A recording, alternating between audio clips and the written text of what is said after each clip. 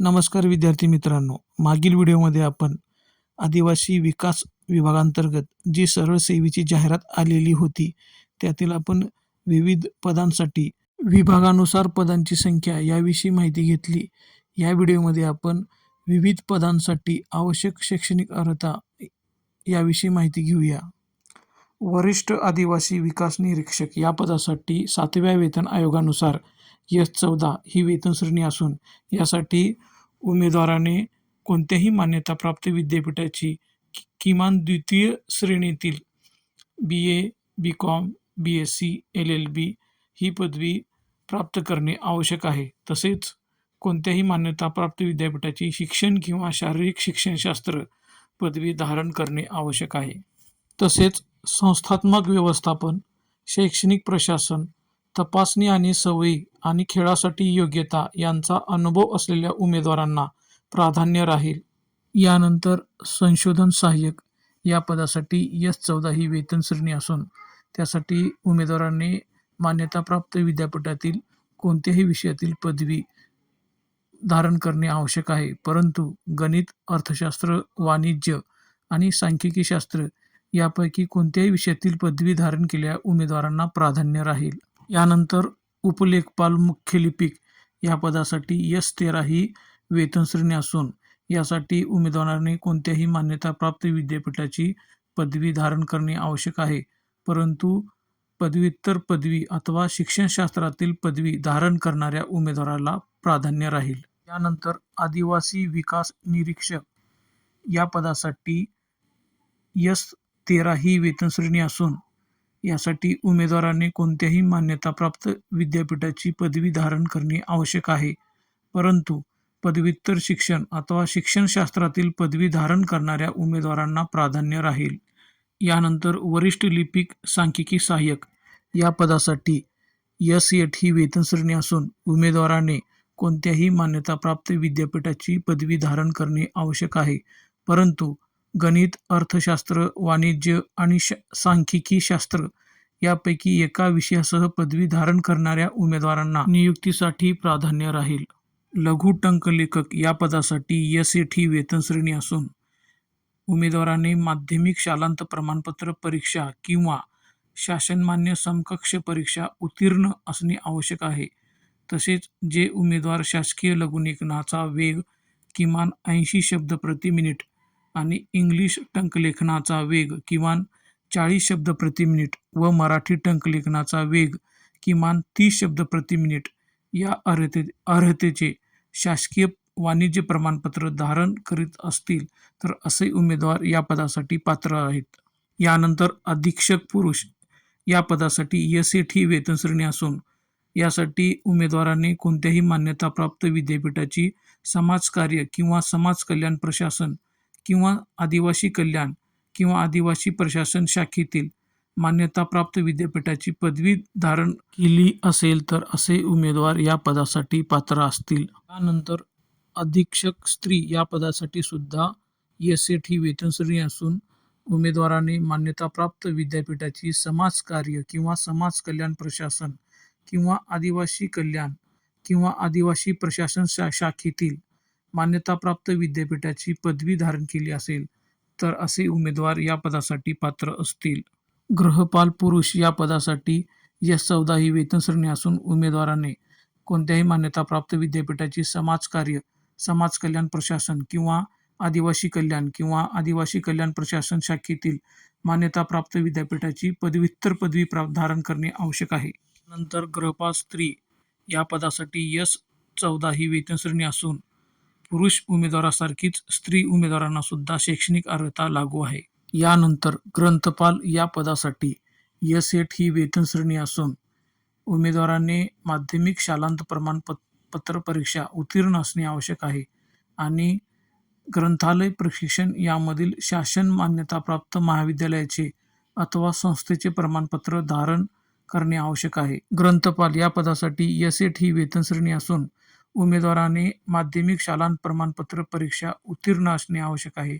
त्याचबरोबर ग्रंथालय प्रशिक्षण यामधील शासन मान्यताप्राप्त महाविद्यालयाचे अथवा संस्थेचे प्रमाणपत्र धारण करणे आवश्यक आहे.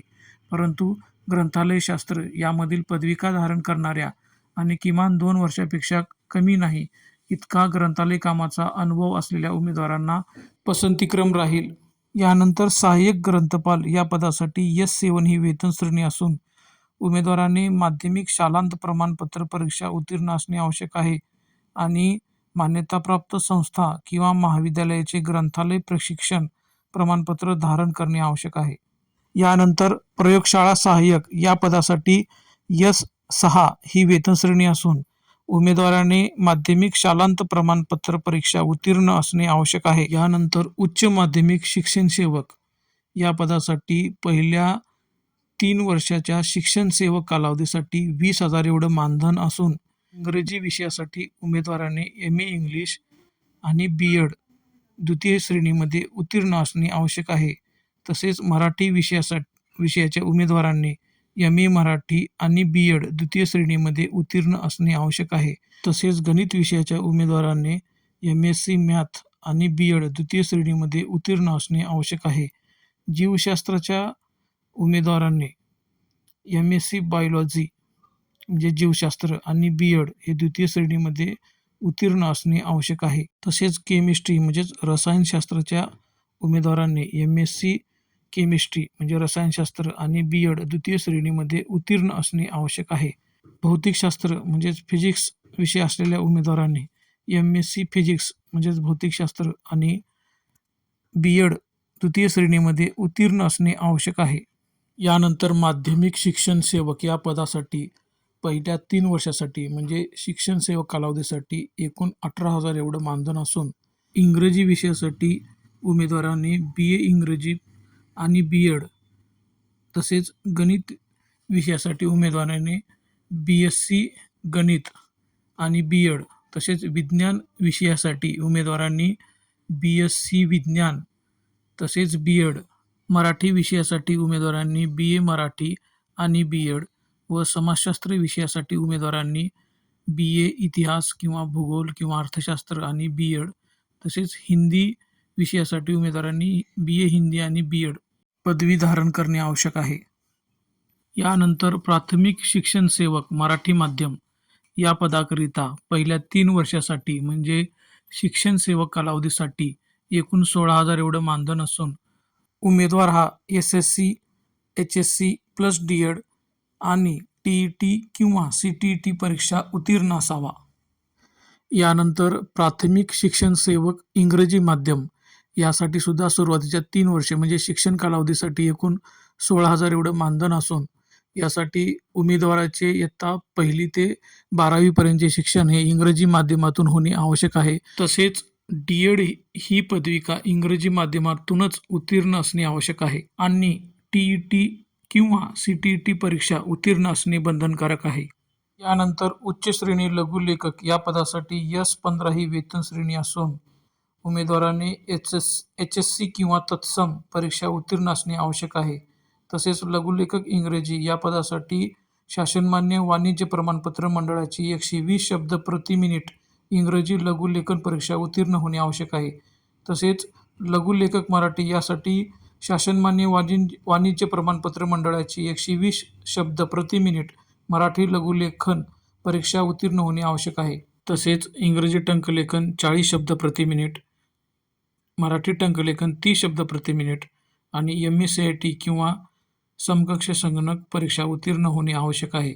सदर पदासाठी व्यावसायिक चाचणी परीक्षा नियमानुसार घेण्यात येईल. यानंतर निम्न श्रेणी लघुलेखक या पदासाठी S14 ही वेतन श्रेणी असून उमेदवाराने HSc किंवा तत्सम परीक्षा उत्तीर्ण होणे आवश्यक आहे. तसेच निम्न श्रेणी इंग्रजी लघुलेखक यासाठी शासनमान्य वाणिज्य प्रमाणपत्र मंडळाची 100 शब्द प्रति मिनिट इंग्रजी लघुलेखन परीक्षा उत्तीर्ण होणे आवश्यक आहे. तसेच निम्न श्रेणी मराठी लघुलेखक यासाठी शासनमान्य वाणिज्य प्रमाणपत्र मंडळाची 100 शब्द प्रति मिनिट मराठी लघुलेखन परीक्षा उत्तीर्ण होणे आवश्यक आहे. तसेच इंग्रजी टंकलेखन 40 शब्द प्रति मिनिट आणि मराठी टंकलेखन 30 शब्द प्रति मिनिट परीक्षा उत्तीर्ण होणे आवश्यक आहे. तसेच HSc किंवा समकक्ष संगणक परीक्षा उत्तीर्ण होणे आवश्यक आहे.